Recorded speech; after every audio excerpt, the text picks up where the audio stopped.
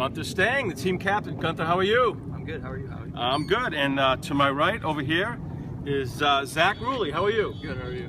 Gunther, we'll start with you. You're the team captain. Talk about the responsibility of being the captain and the leadership qualities you bring to the table.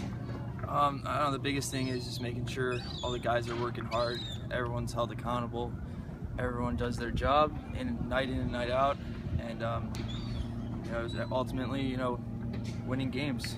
Absolutely. I want to know where you got your passion for hockey. At what age did you really feel like this is the sport that I love and I want to be a star hockey player? Well, I was first around it when my dad started me playing at the age of 5, and ever since then it just became natural to me. I didn't know anything better than playing hockey, and ever since then I've loved it. Absolutely. What would you say? How would you describe your style of play? What kind of a player are you? I'm more of a guy that goes down in the corners, power forward.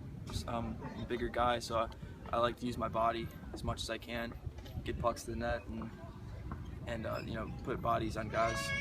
All right, this is the first year in Long Beach. How would you explain the Long Beach experience? How do all the players like playing here in Long Beach? I think everyone really likes it. I mean, you got the beach right here. It's warm. It's everything's really close to, there's a lot of restaurants, and it's just really convenient opposed to last year's time in Brooklyn. That's awesome. To my right, let's go back 1 week ago. First game, opening night, the Sharks absolutely destroyed the Minutemen. Total blowout. Second game, different story. Minutemen played much better game. It was 4-4. It went into overtime, and the man that scored the game-winning goal in overtime, giving the Sharks a dramatic overtime victory, was Zach Ruley. Zach, talk about your huge goal that kept the Sharks undefeated.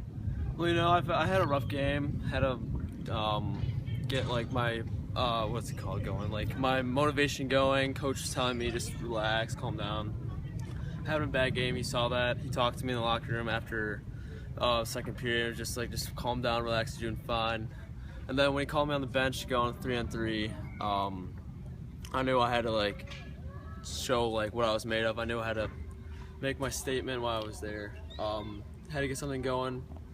When I got the puck, when I back checked, when Regalo gave it to me, I knew right there. I knew Pulaski was up the ice, and I was either gonna pass it or shoot it, and obviously I shot it and went in.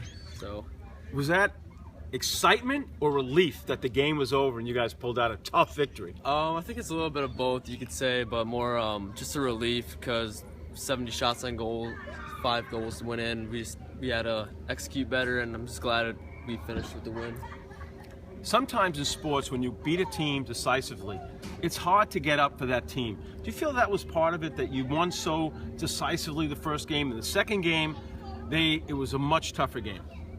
Yeah, I mean, you go in there, you think that you're gonna win by a lot, and it takes away from your preparation a little bit. I mean, sometimes it's best to go and treat each game as a new game, but sometimes when you beat a team like that, it's hard to go in there thinking it's gonna be a close game. So sometimes we let off the gas a little bit, and that's not always a good thing.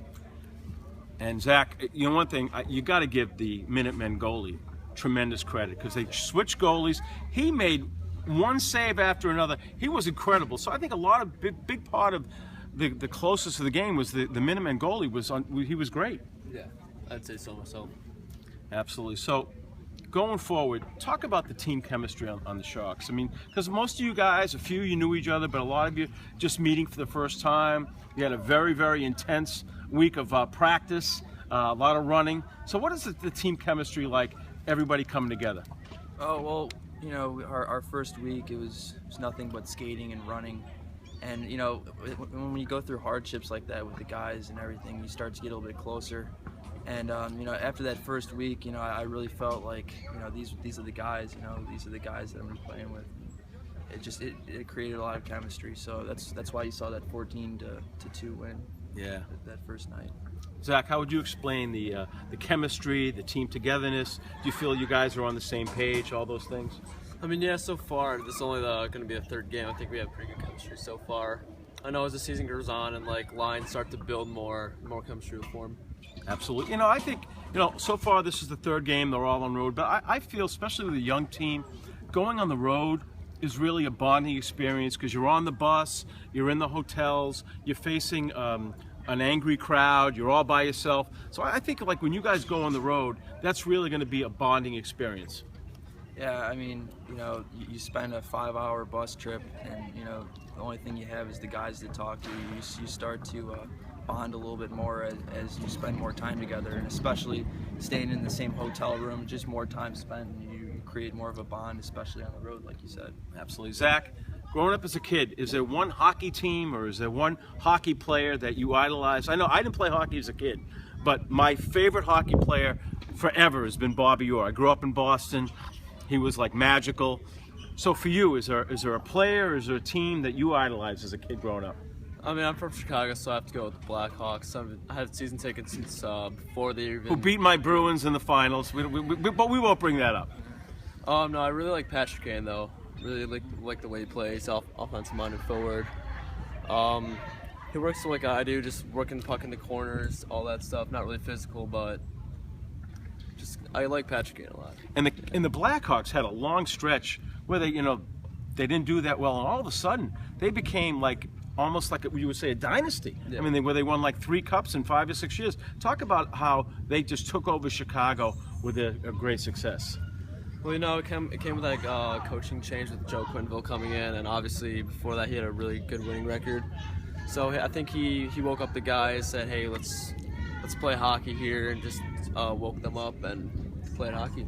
All right. Got all the right lines together. Gunther, how about you growing up? Who was your player, or who was your team that you idolized as a kid growing up? Just like Zach, I'm also from Chicago, and I also have to say the Chicago Blackhawks. I've always had a lot of respect for Jonathan Toews. I mean, the way that he works on the offensive side of the puck is just as well as he works on the defensive side of the puck. So, and obviously the Blackhawks have had a winning culture. Is that what you want to create with the Sharks? Is that you win, the players expect to win, and let's face it, people love a winner. So the more you win, the bigger crowds you're going to gain here in Long Beach. Yeah, I mean, that's what we came here to do. Is we came here to win. We're not going to lose a game this season. We're going to go in there. We're going to win. We're going to work hard, and at the end of the day, when the season's over, we're going to have that silver cup. Absolutely, and Gunther, I'll tell you. Gunther, you could say this too, is that you seem like a very disciplined, well-coached team, and that your coach really gets the best out of all the players. Yeah, Mike, he pushes us the right way. We respond well. He's always looking for the hardest working player, and if we have a team of that many of 20 guys on the ice each night of hard workers, there should never be a reason why we should lose. We have a great amount of talent on our team. Zach, it's pretty well noticed with this coach. He's a no-nonsense coach, and that nothing less than giving 100%, playing hard all the time will be accepted. Yeah. Absolutely. So, Gunther, we're excited. Long Beach, given the history, in the 70s, they were the New York Rangers played here. Pete Stemkowski, who played for the Rangers, still lives here and attends all the games. And Long Beach has always been a hockey town. So what's it like coming to Long Beach knowing that Long Beach has a great hockey history and is a great atmosphere for hockey? That's exactly what we're looking for. We want to come into a place that likes their hockey.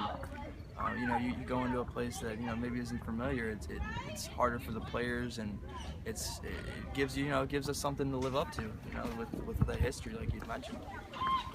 And Zach, when you play on the ice and you see the crowds chanting "Let's go Sharks" and the kids are waving their Sharks jerseys and their hats and they're making a lot of noise, that must pump you up a lot too. Oh yeah, for sure it does. It's always nice having a good crowd out there supporting you guys. Just feels good for the players that we have supporters out there.